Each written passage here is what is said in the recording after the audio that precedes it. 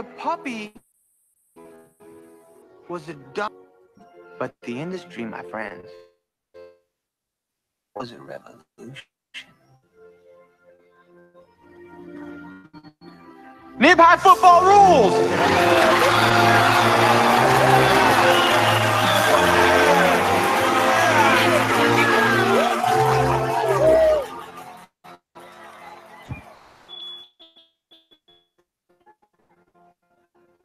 Mr. Madison, what you just said is one of the most insanely idiotic things I have ever heard. At no, your rambling, incoherent response were you even close to anything that could be considered a rational thought. Everyone in this room is for having listened to it. I award you no points, and may God have mercy on your soul. Okay, done just fine, but you remain 1 point ahead. Mr. Gordon, it is your turn. Mr. Madison, choose the topic. You just started taking your pants off. And I'm excited about the dinner I'm going to on Friday with your wife. You guys are jerks.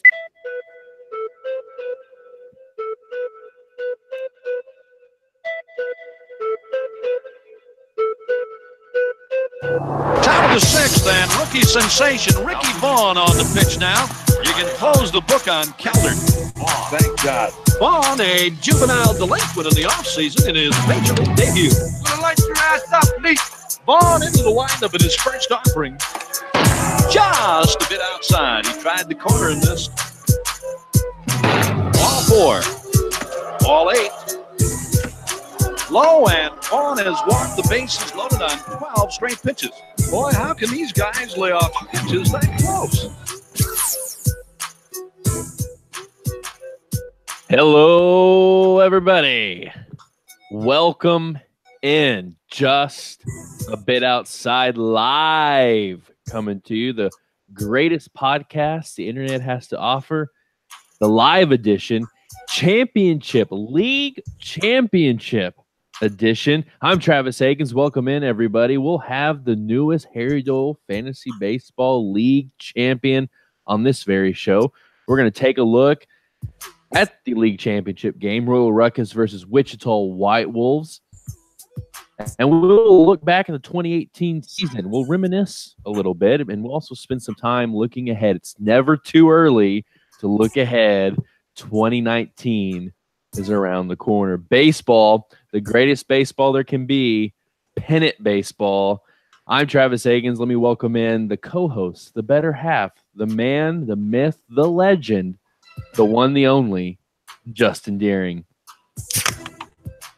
It is Championship Sunday. I'm popping the bubbling water, hard seltzer, black cherry, White Claw, if you will. I'm coming out of drinking retirement to celebrate a prediction I made 2 weeks ago. Oh, yeah. This week, I feel like I've won just as much as anybody else because I have made all the right choices other than winning my game. But yes, it is the final live show of this is it. This is the final show of 2018. We will not just a bit outside until just a bit outside again because we are going to have a season wrap up. We talked about another show next week, but you know what?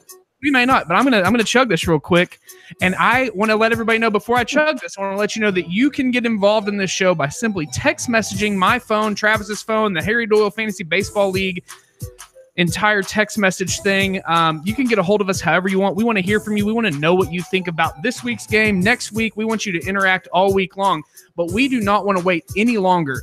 We are here for one reason tonight, one team. This is their show. So everybody, in case you didn't know, The champ is here!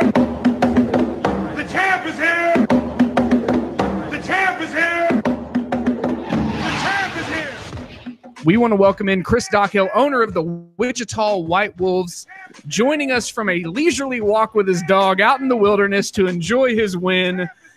Chris, what's up, buddy? It is a good night, gentlemen. I am humbled by the opportunity to join you on the show this evening. welcome in the latest, the greatest. He is atop the pile at the end of the season. He's a first-time league champion.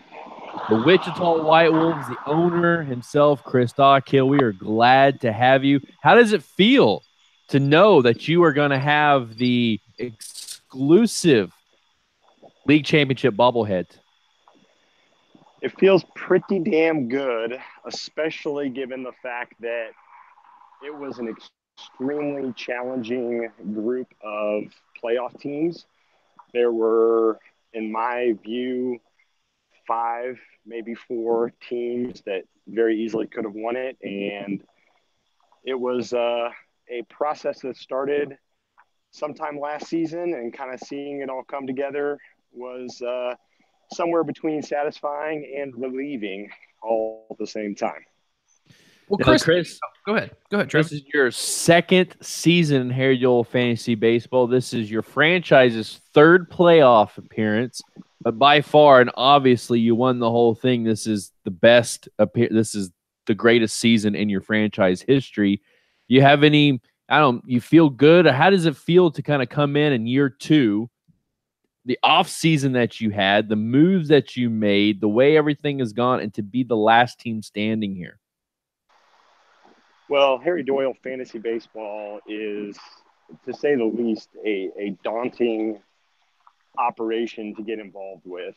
You start looking at the lineups when you pick up a team, as I'm sure Brady did this year, and it's pretty stacked with teams that have been groomed over long stretches of time. You have guys that are very well entrenched in their contracts. You have farm systems that are built up. You have owners that have been very carefully making moves to not only be successful each year, but to, ensure that their long-term success is there. And so, yeah, I felt like we had a lot of work to do and had to hit on a lot of gambles. I think making some trades last year, some of those paying off, that kind of set the table and, put me in a position to make a big, splash in free agency.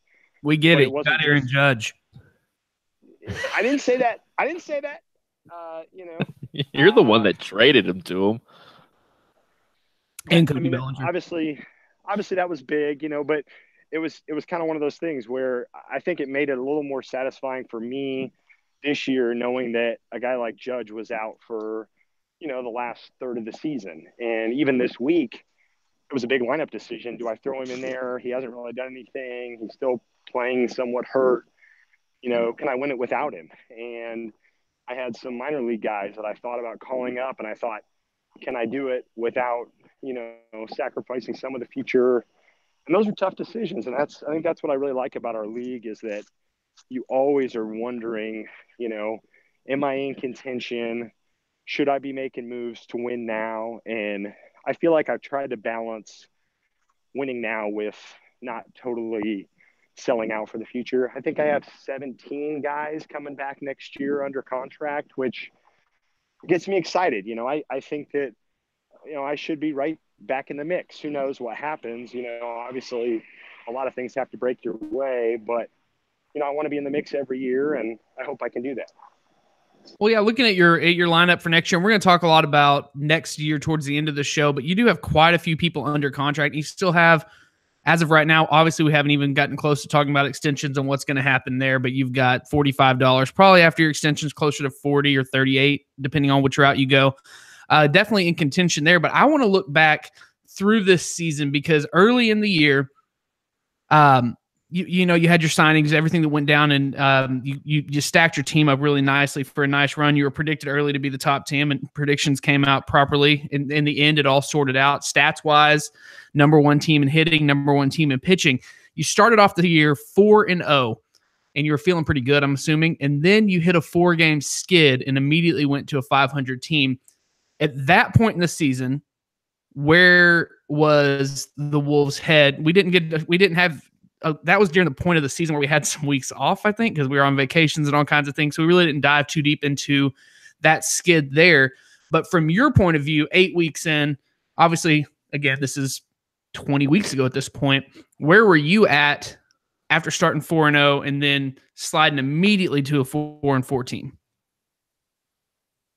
Yeah, I think it's a great question. I mean, I think the natural reaction is, we got to be doing something wrong or make a change. But the good news was I was still scoring. And I think there were, in that 4 weeks, maybe 3 out of the 4 weeks, if I remember right, where I was scoring like in the top 3 or 4 of the league and just running into bad luck. You play the number one team in scoring, you're going to lose. That's just kind of how it goes. So I tried not to make wholesale changes.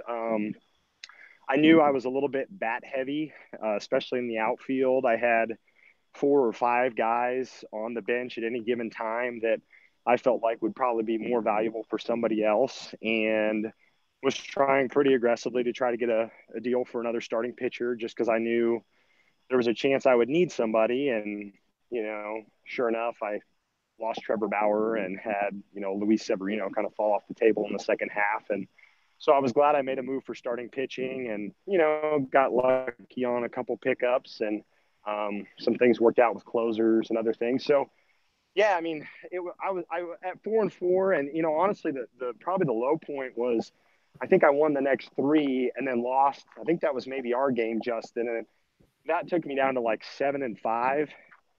And at that point, I was kind of thinking, I'm going to have a lot of work to do to win the division. And it didn't work out. And, obviously you had a great season. And at that point is when I really started thinking, do I start making moves to, sell out for this year? Or, do I maybe start playing a little bit more for next year? And so it was always kind of finding that balance and, trying to line things up for the playoffs. So there was a moment in there that there was possible thoughts of, let's scrap this hoe and go for next year. Because I mean, looking at your lineup, I mean, I don't care if I'm 10 to 12, 15 weeks in and I'm a 500 team. You got to, I mean, I'm shocked to hear that. That's a conversation we hadn't had, that there was actual thoughts of possibly, let's make a few moves and look at next year.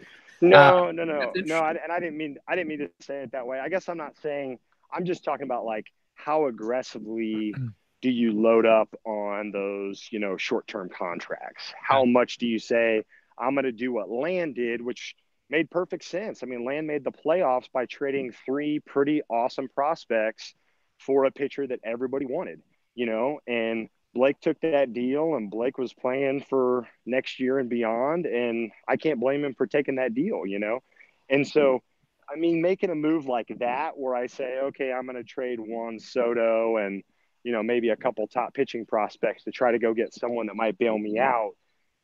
That was the big decision. It was really more how much of the future do I mortgage to try to really reinforce now. But part of it for me was just that I always felt good about what I had. And I just kind of felt like if I just be patient, eventually, if you just keep scoring and just kind of keep chopping wood, for lack of a better term, just kind of keep doing what you're supposed to do and just manage your team and make pickups when you need to, eventually it should work out. And, it did, and it doesn't always, but, I'm thankful. Well, let's stick there for just a second because you're absolutely right? To win a championship, whether it's fantasy baseball or Major League Baseball, you're going to have guys with some career years, right? You're going to have to hit on several guys, and you've done that throughout the season. Let me throw out a couple of names. Javier Baez. Did anyone expect the season Javier Baez had this year? So I did not expect the season that Javier Baez had this year. That's a waiver wire pickup you did at the week 1 or preseason. So in all my kind of pre-free agency bidding planning, I always kind of had in mind I was going to be kind of playing the hot hand at second base.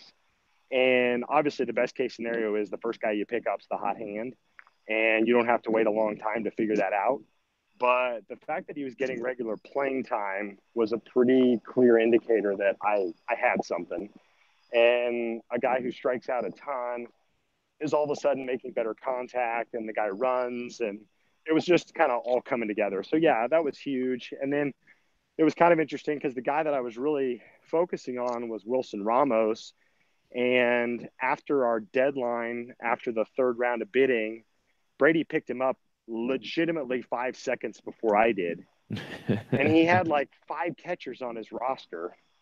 And I asked him, I said, hey, do you want to trade one of your catchers? He said, no, I'm going to hang on to them and see what they fetch in the trade market. And I'm kind of like, I get it if you've got a couple, but I mean, he was just loaded with catchers. And so I kind of was playing, and you guys would talk about it on the podcast, like, Chris is getting nothing out of his catching spot. And I'm like, yeah, I know, because I'm scraping the bottom of the barrel. Because we're all hoarders and we all had them all.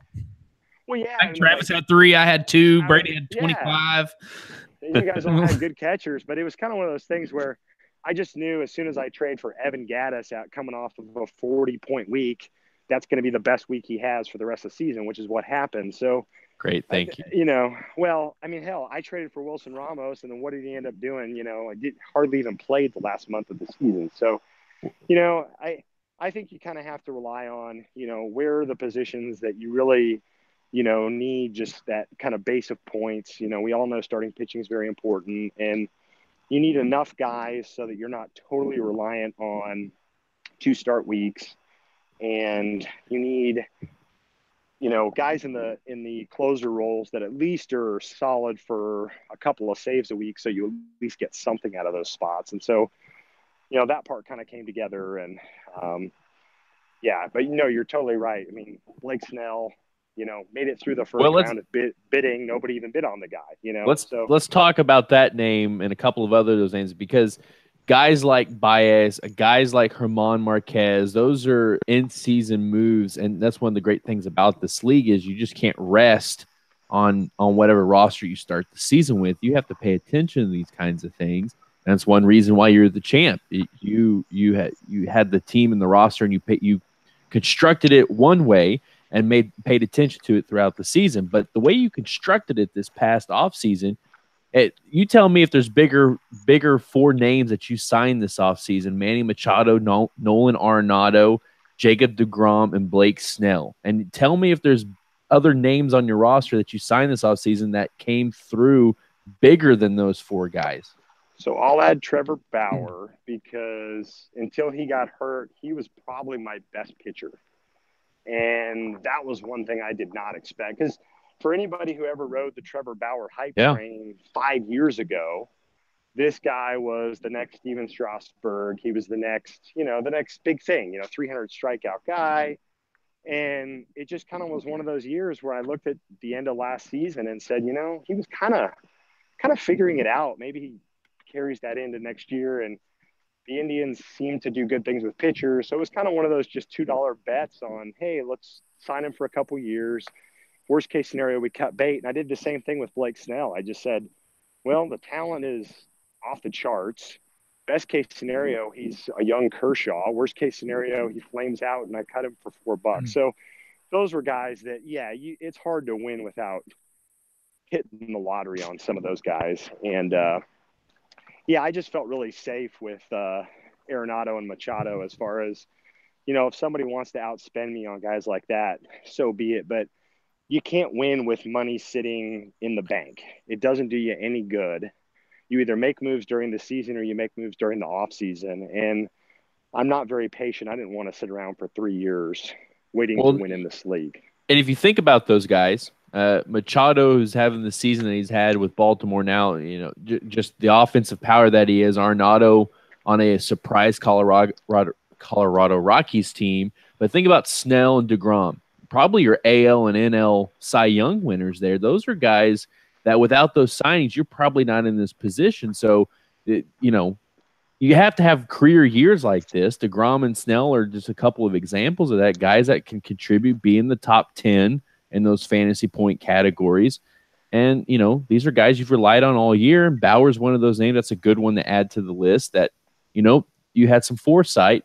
And now Wichita White Wolves find themselves 2018 Harry Doyle Fantasy Baseball champions. Well, I will say, for anybody, and I know most of the guys in this league have played fantasy sports for a long time, and anybody who, waves the flag of, I did this all in spite of luck or in spite of, catching some breaks is just fooling themselves. I will say I put in a lot of work. I do my research. I read articles, and it's a pastime. I enjoy it. I kind of treat it like the stock market. I don't do a whole lot of gambling in the market, but I love looking at players as stock. If I see a guy who I think is undervalued, I'm going to try to acquire shares. And if I look at a guy that I think, probably could move for some kind of a return, I'm probably going to try to get rid of him. So that's kind of my philosophy. It's great when it works out. It makes you feel pretty smart, but who knows? You're always 1 year away from some bad breaks and things not going your way. But I feel pretty good with where the franchise is. I feel like next year we've got some, young names coming up, some guys I'm excited about to get into the lineup and patch some holes and come back strong. So should be fun. Well, yes, I would like to say looking ahead, but before I go into that, I'm going to say that I would totally be missing an opportunity if I didn't play this in the background while we were talking. I just feel like you have fought the good fight. You've taken down the many kingdoms of Harry Doyle Westeros. We're extremely excited for you, Chris. I'm nervous as all hell about next year because you're going to plug in Juan Soto now out of nowhere. We're going to talk about next year here in a little bit. We're going to talk looking ahead everywhere. But everybody who's still out there, do not go anywhere. The champ is riding shotgun with us the entire show. Coming back after this commercial break, we're going to look back at 2020. We are going to look ahead at 2019. We're going to talk about our owners' meeting. Quick funeral for another team that has bit the dust right after these messages.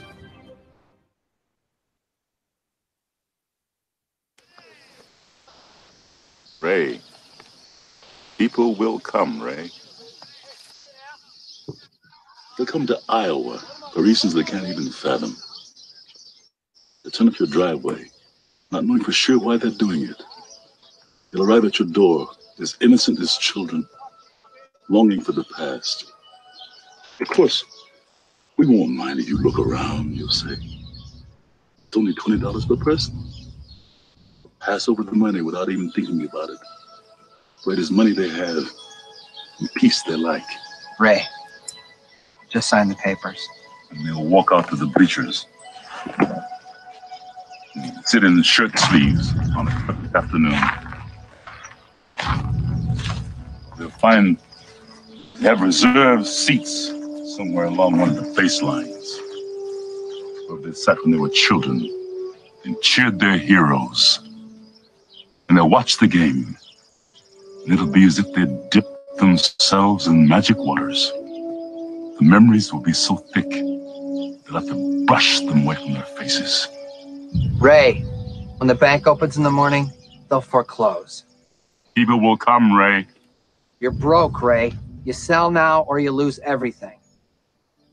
The one constant through all the years, Ray, has been baseball. America has rolled by like an army of steamrollers. It's been erased like a blackboard, rebuilt and erased again. But baseball has marked the time. This field, this game, it's a part of our past, Ray. It reminds us of all that once was good, and it could be again. Oh, people will come, Ray. People will most definitely come. Ray, you will lose everything. You will be evicted.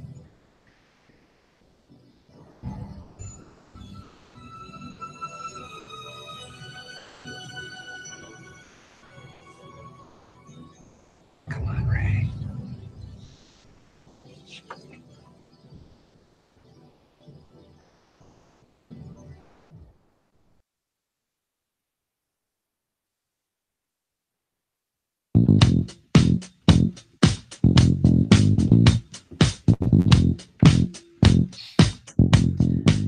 We will not go through this show without actually talking about the matchup that went down, not just interviewing the champion. We do want to recognize Royal Ruckus, the other side of the championship game. But unfortunately, they ran into the steamroller that has been rolling through these playoffs. Wichita White Wolves takes a championship game 290-232. Luke's Royal Ruckus team kept it close through much of the week. And at one point, there was a good shot for the gap to narrow down to where Sunday could become really, really important. But then a gentleman named Carlos took the mound for him, pitched one solid inning, gave up 6 solid hits, and somehow gave up 8 solid earned runs while walking 4 and still striking out 2 for a run of -9 for Carlos Rodon this week. That pretty much killed all championship hopes, but we do want to recognize that Luke Watson made it to the championship game. Travis, being in the division with him, in the league with him, I'm sorry, in that league over there on your side with being in that league, talk about the Royal Ruckus season here quickly as we move on through the show. Well, as we all know, Royal Ruckus 2018 has been the team of the Rick Vaughn division. They have been that way since week 1. These were the 2 top scoring teams of the season, and so we expected a close game, and that's exactly what we got most of the week. Is exactly you said, until Rodon kind of had his big goose egg, and he's questionable to be in that lineup to begin with over his last 3 starts or so. But Royal Ruckus, you expected to be in this. They were a team all season that you had to compete with, and Luke had his roster. We talked about this from 2017 of the injury season for Royal Ruckus. Luke's, stayed the course. He kept the main players together, and he kind of went into the offseason with not much to show for, but he had his core team, and that seemed to proved itself a benefit for his team because the right guys were in place most of the season. He got to the league championship game. This is a good season for Luke's ball club. This was their Royal Ruckus's by far their best playoff run that this franchise has ever experienced. And you know what? It came up a little bit short. Hitting, they were down 20.5 points on the pitching side, which is the real disappointment for Royal Ruckus, I think, in this game. They had a 37.5 point difference. You need guys like Rodon. You need Arrieta and, good weeks from Jameson and Scherzer. But really, outside of that, there wasn't much there. And it was a difference he couldn't overcome. But as you said, good season for Royal Ruckus. Don't listen to these people, Ricky. You're a winner. You got the gift. Always remember, if you ain't first, you're last. So, Luke, you're last. So long, Royal Ruckus. Good season, Luke. Put up a good fight. Yeah. Rest 290. Wichita White Wolves 290. Royal Ruckus 232 is the final of the 2018 Harry Doyle Fantasy Baseball League Championship game. What a game that was. And congratulations once again to our new league champion, the bobblehead owner himself, Chris Dockhill. Yes, and now we're going to move ahead by looking back. See what I did there? That was clever. Clever wording, very cliche. We're going to go hindsight 2020 segment here. We want to look back at the 2018 season and kind of see what went right, what went wrong, who was the underrated person, who was the league MVP. We've got all kinds of questions we want to ask, and we are going to do it again by bringing the champ back. Chris Dockhill is still here, the owner of the Wichita White Wolves. We want to have a little discussion about what has gone on in the last year here and what I consider to be the greatest fantasy baseball league ever invented. I know there is another owner in this listening to this podcast right now that recently won the championship in their daily league, and he's talking about how he's not even going to act like Harry Doyle it even happened. Yeah. But he admits that he does not love his other league as much as he loves us. Congratulations, Brady, on winning your other league, because you sure didn't win this one. So let's look back. 2018. Travis, when you look back early in the season, before even week 1 even happened, we had an amazing free agency period where numbers were thrown out bigger than we ever expected. Trades were made before week 1 even happened. Who do you believe had the best free agent signing, and I'm talking individual player, I'm not talking team. We've already established that powerhouse that the Wichita White Wolves put together through free agency, they won free agency this year. But who outside of maybe the best player on that team that you pick or on another team, what was the best free agency pickup this year? So you want me to stay away from the Wolves? No, you can talk about one of the players on the Wolves, but I'm just saying don't say the Wichita White Wolves because they won the damn league. Yeah, sure. The player that I will go to is on the Wichita White Wolves, but it's Jacob deGrom. And maybe that has more to do with just the unbelievable season that he had just in life. One of the greatest pitching seasons in Major League Baseball history. But Jacob deGrom at 3 years at $11 seems like, right? Especially after this season, what his ERA is sub 2, right? He ended the season with like a 1.3 or something like that. There was a stat that came out earlier this week, and I don't remember if I brought it up on Thursday on the show or not, the update show. There was a stat that said in order for Max Scherzer to have a lower ERA than Jacob deGrom, he would have to throw 102 consecutive scoreless innings. Wow. That's how and the thing is he's doing it for the Mets. Yeah, and I'm not good at math, but I don't think there was enough innings left in the season for that to happen. Well, they were going to throw him today just to see what happened against the Rockies. Just to mess with Chris a little bit. Well, you think about it, especially after the 2018 season. This is the point I was going to make, and I'd love for Chris to jump in and tell us, about that deGrom signing in the next 2 years. But 3 years and 2 years left on the deal at $11 seems like a steal for the guy that quite possibly is going to be dominating the National League for the next 2 years.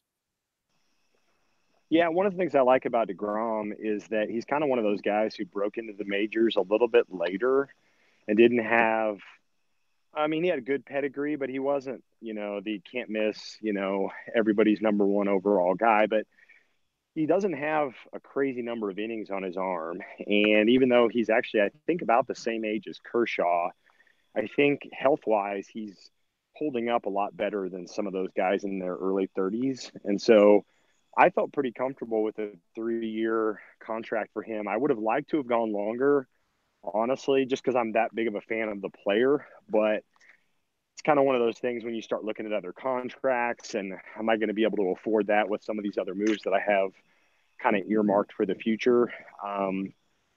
Money started to get a little tight in year 4. Some of those rookie extensions that you kind of plan on doing, those salaries jump up pretty quick. But no, I liked him right around that kind of when I looked back at some of the previous contracts for guys at his caliber, top 10, top 15 caliber pitchers, you could usually get someone like that for around $10 a year. It was kind of what I was looking at. So I went a little bit higher than that, was really happy to get the guy. And then obviously you can never predict that someone's going to have their career year, but sure was fun to watch.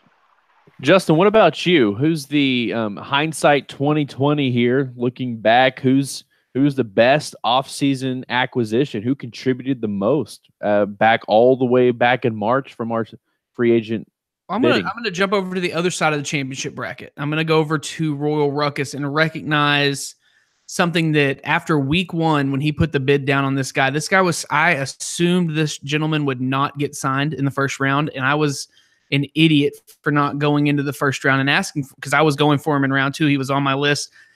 But I think even after the way the season started for Whit Merrifield, it didn't start very fast. He didn't come out of the gate, but the dude ended up being the number 23 overall player, putting up over 500 points for $2 or $3. I think the contract that Luke got him for, I just had it and I went blank. Where are you at, Royal Ruckus? Yeah, you got 4 years, $2 for $2. Yeah. So you're looking at $8 contract. $8 contract for 4 years, and the guy's the 23rd top scorer in the league, averaging 3.22 points a game. And he's early and he's eligible in multiple different positions, and that eligibility will carry over to next year. That's a spot that you are going to get points for all next year, most likely, unless he has a fallback year. But for the most part, you're going to get production for $2. And if you're going to continue to win and you're going to continue to be in the top 4 or 5 teams in the league and make the playoffs every year and have a legit shot at running for a championship,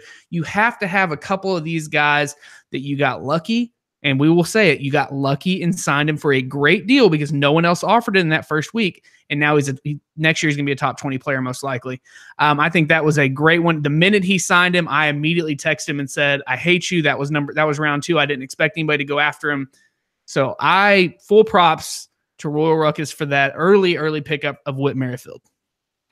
Hindsight 2020, let's look at the biggest individual contributors of fantasy points here in 2018.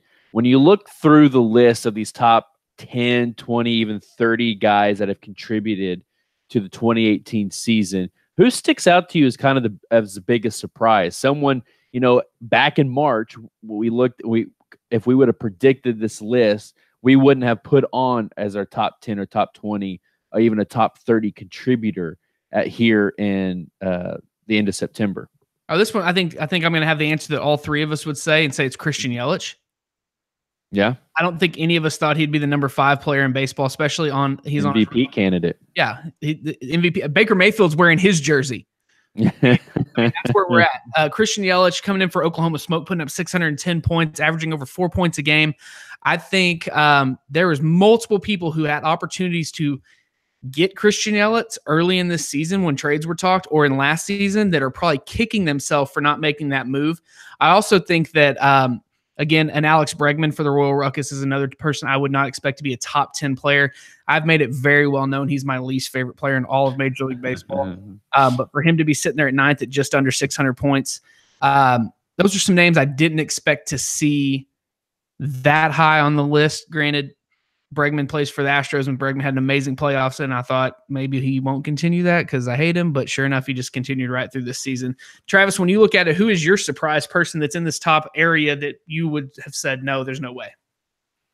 Well, that is the name because it sticks out to you. Number 5 on the fantasy points list at the end of the season here in Christian Yelich, and just what an amazing signing by the Brewers to go, or trade for the Brewers to go after Yelich like that, and what a payoff that has been already. I mean, he's the face of that franchise, of that Milwaukee franchise, very quickly the face of that franchise, and that's a team, just a Major League Baseball talk, could be very good for a while, and Yelich is the guy that seems to be the cornerstone there. So that one sticks out to you.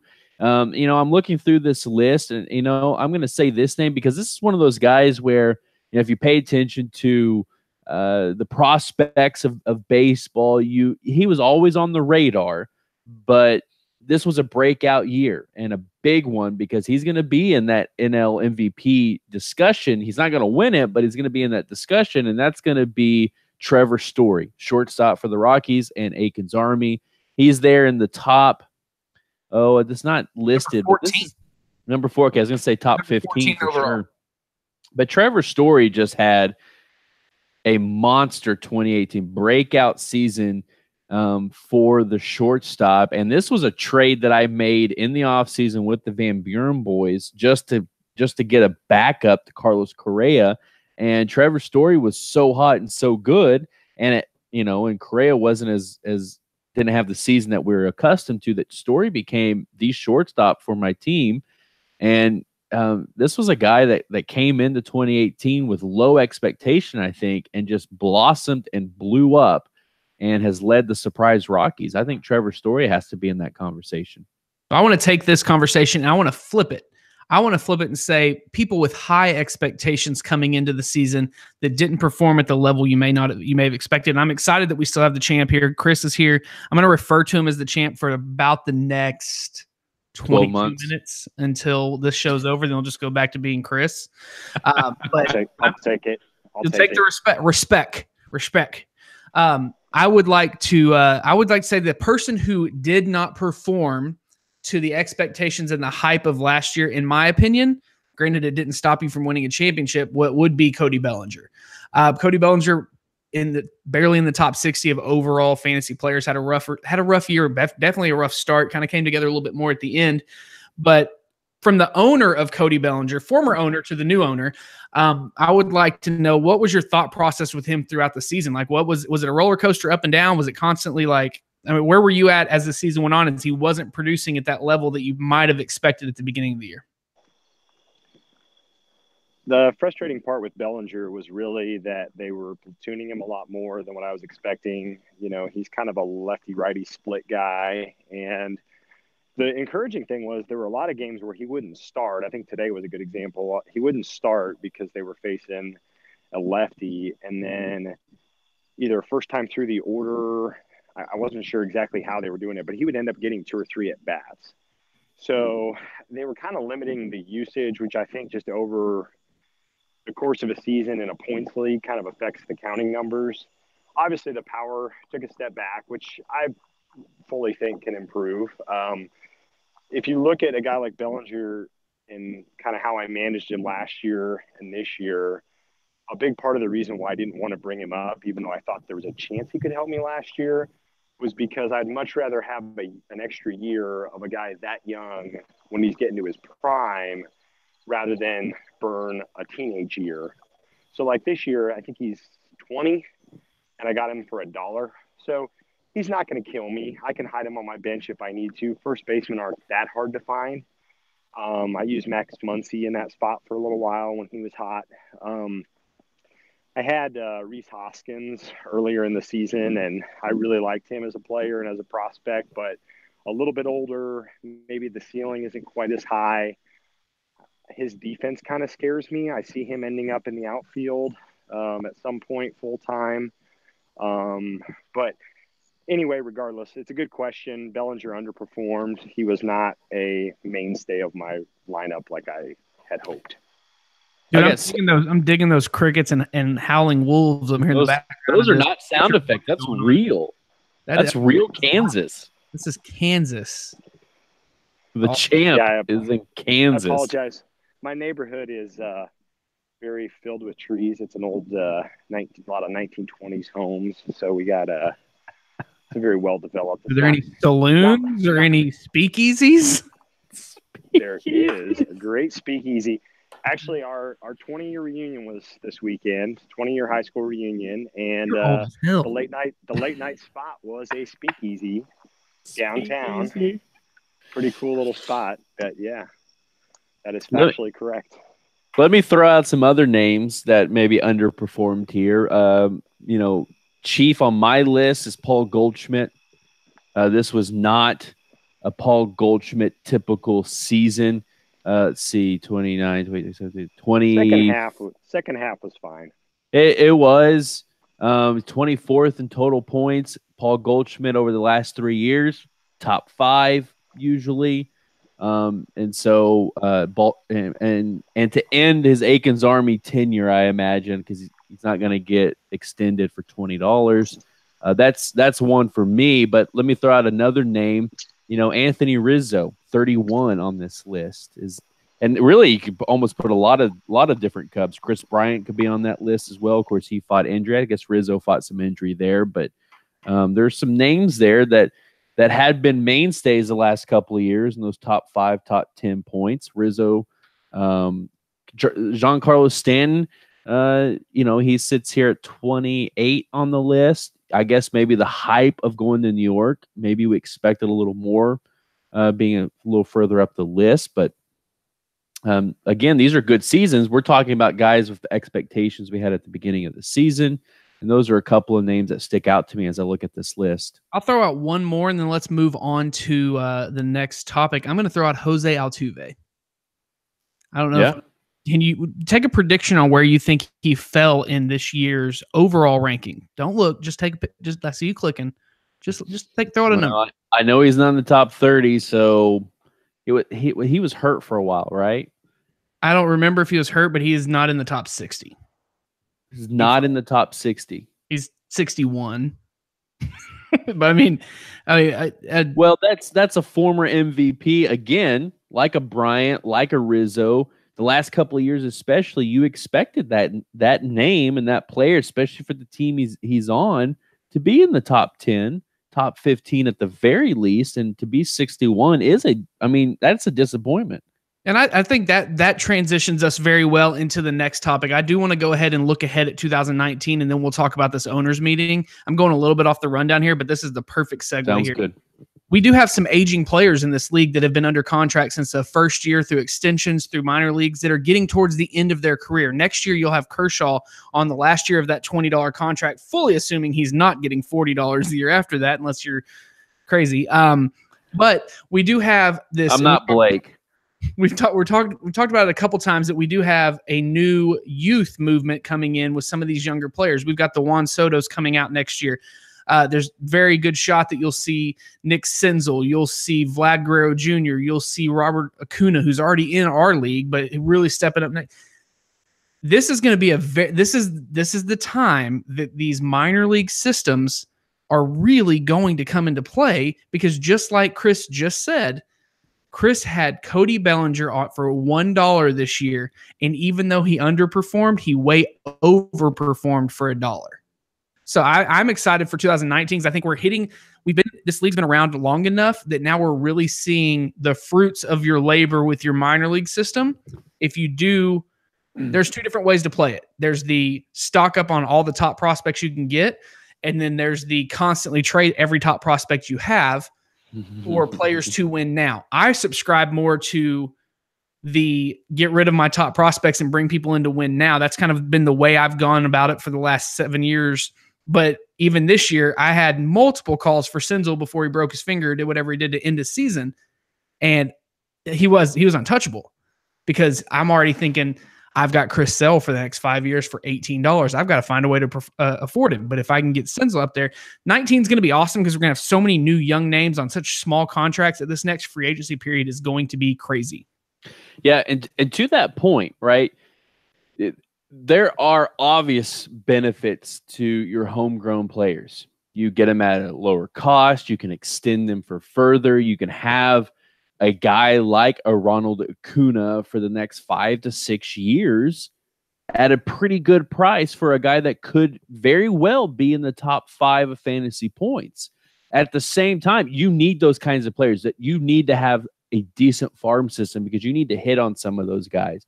At the same time, though, and I think Wichita White Wolves being the 2018 league champion proves this point, you also need to be active in the free agent market after the guys, the big names, the big players, the big contributors. Now, these are some of the big stats, but the 2018 season ends with the Wichita White Wolves sitting in first or second atop of runs scored, RBIs, home runs, quality starts, innings pitched, earned runs allowed, and home runs allowed.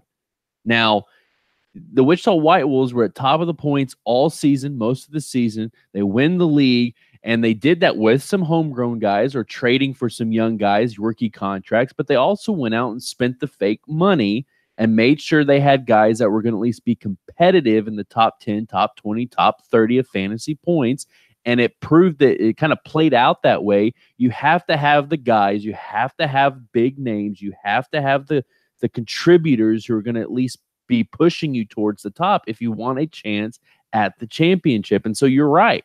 2019 offseason, I'm already excited for it, because there's going to be some great names out there. There's going to be the Paul Goldschmidts and the Charlie Blackmans. There's going to be some of these big names that guys are going to want, because they are historically big contributors in the fantasy points, guys that are going to be towards the top of the list, guys that can help you pull a Wichita White Wolves from 2018 and be a league champion and own the coveted bobblehead. Well, I'm glad you dove into those stats, because that's one thing I did want to. I mean, one reason, just like we just explained with 2019, the young names, the young contracts, and new big names hitting free agency that haven't hit in a while. This free agency period has bigger names, I would say, than we've had in a while. This last free agency, we had 4 or 5 huge names. I think this next one we're going to have closer to 10. Real big names that people are going to go all in on. But more than that, I think it's fun to look at the fact that, like you brought up, hitting and pitching points overall. If you look at the hitting overall, Land had the worst start to a fantasy baseball league possible. Mm-hmm. Land is in 4th place for most hitting points, basically from what he did from the All-Star break to the end of the year. Yeah. So that goes to show his team wasn't as bad as it was the first couple weeks. He had some bad luck. He had some bad pitching. He admitted it. He righted the ship by going out and getting the people he had. But even more, Los Tigres number 2. How is it possible that over 22 weeks we are statistically exactly tied? Royal Ruckus and Los Tigres have the exact same number of points hitting. And then down the other end, Wichita White Wolves number 1 pitching, number 1 hitting overall. Los Tigres number 2. Beards of Glory number 3. I mean, I think we all have we're all going to end up after this season's over, after we drop our players and we go back and look at our spreadsheets and figure out what everything is, we all are going to have gaping holes in our lineup because we're going to lose people. That's the nature of it. Chris, if he has a gaping hole in his outfield, I know he's got a short little pudgy dude that he can put in there for $1 next year and then go spend 15 on somebody else if he needs another arm.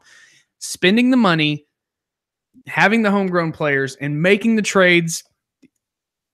I'm ready. Can we go ahead and start the free agency period now? Like, let's have our freaking owners meeting that we need to talk about, and then let's clear the rosters and let's start negotiating now. Open up the trade doors. Let's do it. So we don't go join some random scrub league in the middle of November. Yeah, that was a bad move. Listen, this is one of the. I paid for that, like literally with cash. Literally, you paid for that. We thank you for that experiment. Listen, this is one of the great things about Harry Doyle Fantasy Baseball is that it honestly can be a full year of paying attention to it. I love baseball so much that I enjoy already kind of looking ahead, knowing, you know what? I'm 99% sure that I'm going to extend JD Martinez, and I know I'm going to lose Paul Goldschmidt. I don't think I'm going to have the money and the resources to go sign him. And Charlie Blackmon, there's Dallas Keuchel, Cole Hamels. These are names that I'm losing off my roster, and I know that my window is shifting. And I've got to figure out, right? This is as an owner of a team in the league, I got to start figuring out, okay, how do I extend the window? How do I shift this window into a new window without losing a year or two? And I think that's very possible. And those holes are going to be filled. We're gonna be competitive beginning next March, and the free agent bidding is going to be going, and we're going to throw out the fake money, and we're going to do it all over again. But for one entire year, the champ Chris Dockhill is going to have the coveted bobblehead. I'm going to say one thing. It's about the boldest thing I'll say, and it's just the goals. I don't know if it's going to happen, but the goal for the White Wolves is to be better next year than we were this year. Chris, I don't. All I do is win, no matter what. Got money. Thought you'd enjoy that. League champions, congratulations, Chris Dockhill, 2018. It's a little 2019 preview. I guess we're going to do some more of that in our season wrap-up show that I just learned about at the beginning of this. We kind of turned this into the season wrap-up show, so maybe we can come back to maybe we'll hit you in mid-November with a Thanksgiving show, and we'll be thankful for this league. We can talk about our favorite dishes and our favorite free agents. A cornucopia of baseball, if you will. Travis, before we tell everybody to log out of Fantrax for the year, before we tell everybody to go clear their rosters, we do need to have a conversation as a league. It is time to discuss some possible rule changes. There has been some discussion for multiple rules, and we want everybody to have an opportunity to voice their opinion and to voice what they think a possible solution is. Travis, as the commissioner, is going to call a league meeting on Thursday, October 4th, here in a Google Hangout. I don't think we're recording it. We may record it in case somebody can't be there so they can watch it if they feel like getting that involved and talking there. But Travis, you will, as the commish, bring two or three rule change options to the table, and we'll have that discussion. So why don't you talk to me about how this owners meeting is going to go down on Thursday? Give us some details. Tell everybody how they can get in and all that kind of stuff. Yeah, we'll do a Google Hangout. I'll send the link out the day of this Thursday, 8:30 p.m. Central Standard Time. I want to make two proposals. The conversations have been going through the text anyways, and I want to make two firm proposals. There'll be no votes on Thursday. Really what this is going to do is set up our off-season agenda. We'll kind of know what everybody's thinking. The idea behind this is to spend a few minutes while the season's still fresh in our mind. And we're not, heading into February or March going, I think I remember this. We kind of know how we feel right now.